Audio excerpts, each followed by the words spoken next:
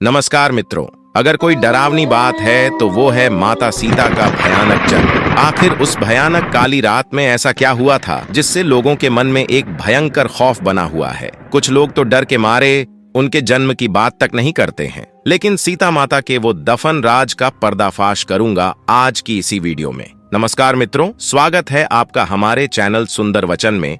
Video में आगे बढ़ने से पहले एक लाइक कर दें और चैनल को सब्सक्राइब कर दें। तो चलिए शुरू करते हैं आज का वीडियो। महर्षि वाल्मीकि ने अपने रामायण में लिखा है कि मिथिला राज्य में एक बार सूखा पड़ गया था। ऋषियों ने राजा जनक से यज्ञ का आयोजन करने के लिए कहा ताकि घनघोर वर्षा हो। यज्ञ के समापन के अवसर पर राजा जनक अपने हाथों से हल लेकर खेत जोत रहे थे। तभी उनके हल का नुकीला भाग, जिसे सीत कहते हैं, किसी ठोस चीज से जा टकराया और हल वहीं अटक गया। जब उस स्थान को खोदा गया तो एक सुंदर कलश प्राप्त हुआ जिसमें एक सुंदर कन्या खेल रही थी। राजा जनक ने उस कन्या को कलश से निकाला और उस कन्या को अपनी पुत्री बनाकर अपने घर ले गए। निसंतान सुनयना और राजा जनक की संतान की इच्छा पूरी हुई। हल के सीत के टकराने से वह सुंदर कलश मिला था जिससे माता सीता प्रकट हुई थीं। इसलिए कन्या का नाम सीता रखा गया, लेकिन सच्चाई तो कुछ और ही बयां कर रही है। देवी सीता से संबंधित एक अन्य कथा का उल्लेख अद्भुत रामायण में मिलता है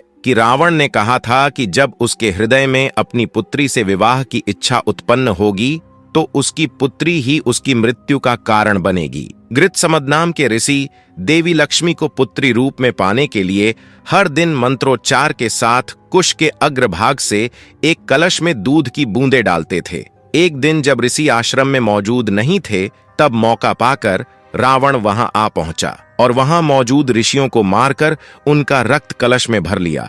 उस कलश को रावण अपने महल में लाकर छुपा दिया। मंदोदरी उस कलश को लेकर बहुत खुश थी कि आखिर उसमें है क्या। एक दिन जब रावण महल में नहीं था, तब चुपके से मंदोदरी ने उस कलश को खोलकर देखा। मंदोदरी कलश को उठाकर सारा रक्त पी गई, जिससे वह उसी समय गर्भवती हो गई। यह राज किसी को पता न चले, इसलिए वह लंका से बहुत दूर अपनी पुत्री को कलश में छुपाकर मिथिला भूमि में छोड़ आई। इस तरह सीता को रावण की पुत्री बताया जाता है, लेकिन इस बात में भी कोई सच्चाई नहीं है। देवी सीता के जन्म की तीसरी कथा वेदवती नाम की एक ब्राह्मण कन्या से शुरू होती है, जिसका उल्लेख ब्रह्मवैवर्त पुराण में मिलता है। इस कथा में बताया गया है कि एक समय वेदवती भगवान विष्णु को पति के रूप में पाने के लिए घनघोर तपस्या कर रही थीं। हिमालय पर टहलते हुए रावण की नजर वेदवती पर गई और वह मोहित हो गया। रावण ने वेदवती का हाथ पकड़ लिया और जबरन गलत संबंध बनाना चाहा, लेकिन वेदवती ने रावण से खुद को छुड़ा लिया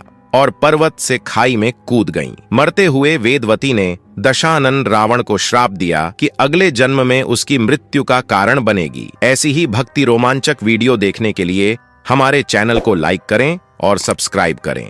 धन्यवाद।